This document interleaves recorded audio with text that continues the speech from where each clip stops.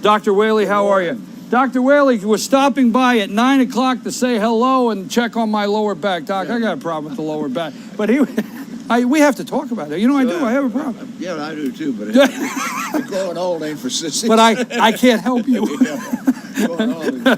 Dr. Whaley, thank you so much for stopping by on your way into the office this morning. I've been watching and listening to you there.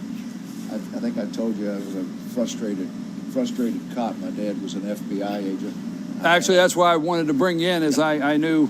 My dad was an FBI agent, and I got involved in law enforcement in the early 1970s myself. I went through the training at the Post Academy, and I was on the Crime Commission twice, and the Board of Corrections, and I'm a deputy sheriff in Blue Ridge. I'm the medical director of the Zell Miller Mountain Task Force. And 2 nights ago, your local police force was in a standoff with a SWAT team, and a guy barricaded in a house with a shotgun.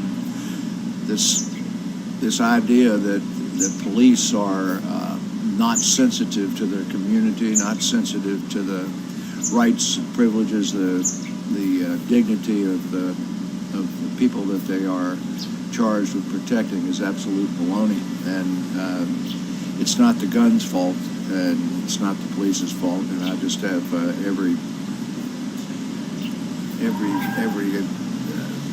disdain for the people that get up and make it a political issue. Let me ask you a question. And the reason I brought you in is I did know the background that we've discussed before. I know the background with your father in the FBI, and your background in law enforcement. I guess I just want to candidly ask you, how do you feel this morning, getting up to this news? I got up this morning and I didn't ride my bike, and I actually have been. I don't know if you can tell, but I've been tearful all morning. Oh, I understand, sir. I'm a Vietnam veteran. I don't think that we got much thanks when we came home. I think law enforcement is badly underpaid, unappreciated, and that they're just like the military, and they're dedicated to what they do.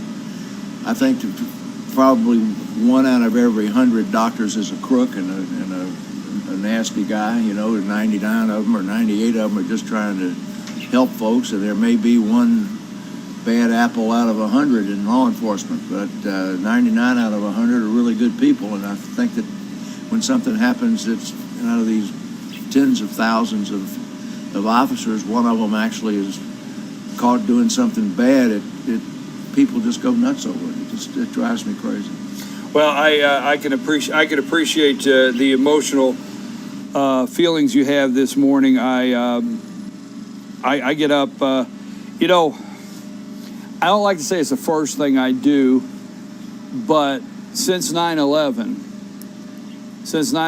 and planes flew into the World Trade Center, the towers that morning, the Pentagon in Shanksville, Pennsylvania, I get up and I still to this day hit that TV and hit that news to make sure something in this world hasn't happened. And I guess that's just me, but I still, after all these years, want to check in the morning and see what's going on. Something happens every morning. Now it's every morning. Yeah, it's either Bangladesh or right. It's Paris or it's Brussels, and I've been to every one of those places. My daughter lived at the corner of Liberty and Broadway, and walking across the street at Liberty and Broadway at 8:40 in the morning when that first airplane hit World Trade Center. So it hit above her head, and the manhole cover blew up on the ground there, and she thought there'd been an explosion underneath the road at the New Jersey railroad thing there in the subway, and she ran into her office at 1 Liberty Plaza to shut down her business.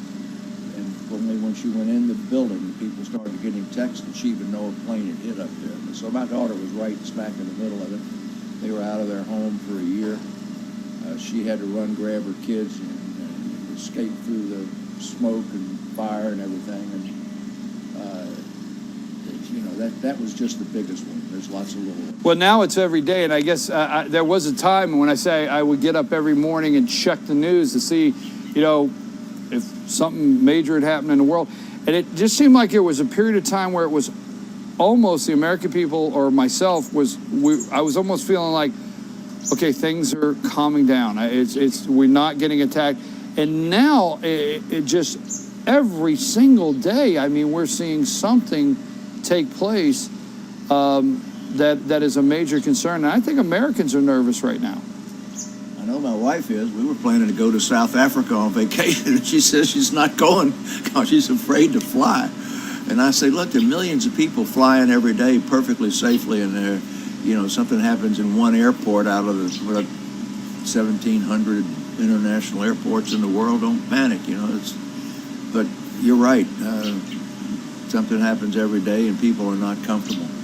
They're not comfortable. We should be real comfortable here in Blue Ridge. Not so comfortable, I guess, in the middle of a big city. I think you were standing over there. I was we set up in the morning here. We get here early enough, and police officer Brian Jones stopped in, doing business checks, asked how we are. And let me ask you this. I know you got to get to the office.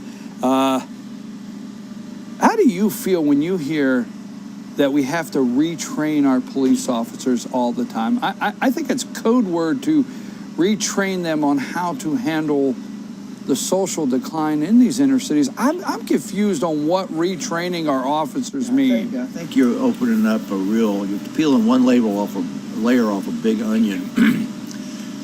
I spent years on the alumni council at Dartmouth College, and I read their student newspapers all the time, and I have been overwhelmed with the complaining about microaggression and safe space.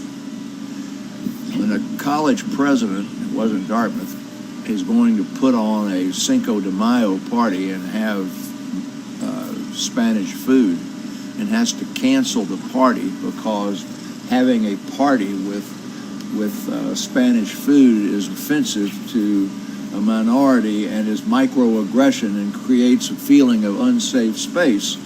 And that the average student... I'm sorry, I know, but the average when student... you say that, I try to absorb it. And the average student has to be retrained not to make comments about things that would be uncomfortable to minority groups and make them feel unsafe in their space. Same thing happened at Emory when they were putting the chalk marks on the stairs. That created an unsafe space and was microaggression. So using that as kind of a ludicrous thing that our society is doing at the moment, that everybody has to say, "Are you nuts? Are you crazy? This is absolutely stupid." But they are retraining the whole society to change the way we interact with one another, where it's changing not only our relationships one with the other, it's changing our communities. Now, retraining police, I think the police are just like me. My kids say I have to be retrained about microaggression and diversity and so forth because I'm an old man. I don't think the police need to be retrained in terms of law enforcement. The part that I think these people are saying from the stage is that police are like everybody else, and everybody's got their chip on their shoulder. My father used to have a saying, "Son, the world's not all out of step but you," meaning I was probably at fault when I don't like something. And now everybody in the world is made to feel that the world is out of step, and they're not. They've changed that from, look, it's you need to change the way you're feeling to, everybody gets a medal that participates in athletics as a kid. They're taking away the valedictorian from high schools because they don't want to have a meritocracy. Everybody gets a participation medal, and I think when people now grow out in the world after they've finished college and high school and they have to solve playground type problems with one another, they don't have the social skills it takes to solve playground type problems. You went somewhere that I really enjoyed hearing you say that, because I tell people, you know what? If we would leave the kids out on the playground and the adults would go inside, you'll be amazed that they will solve the issue before they come back in. And when they grow up, they'll have the then skills they'll it takes have- to right. fit into society, Right, and they exactly. won't feel like if they get pulled over because they look funny. I mean, in my day, it was ducktail haircuts and your shirt tail out, but. You know, I believe in stop and frisk. I believe in looking at people as perhaps being dangerous and not fitting, and that you can't take that away from law enforcement. Well, law enforcement, and I read an article this morning. Law enforcement down 6.1% and declining in Baltimore. I mean, they're going to wake up one day in these, I call them these little pockets in the country that will end up being lawless zones, totally lawless zones that I think we'll abandon one day. And in a roundabout way, we're doing that now in some areas, not intentionally, but officer walks by and you've got a store out front, 2 a.m., and we know they're not in there buying Coca-Colas and they're hanging out front.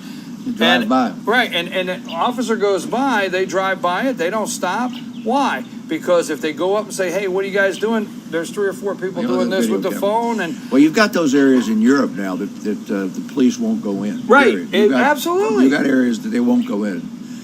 We used to have some in Fannin County that police would go in, except that there were 2, but it was for a different reason. Listen, I got to go. Hey, I got to go treat cancer. I got to go to the office. And tell us a little bit. You're going over to the office. You say you got to go treat cancer. Just give me a minute of that. Where are you at?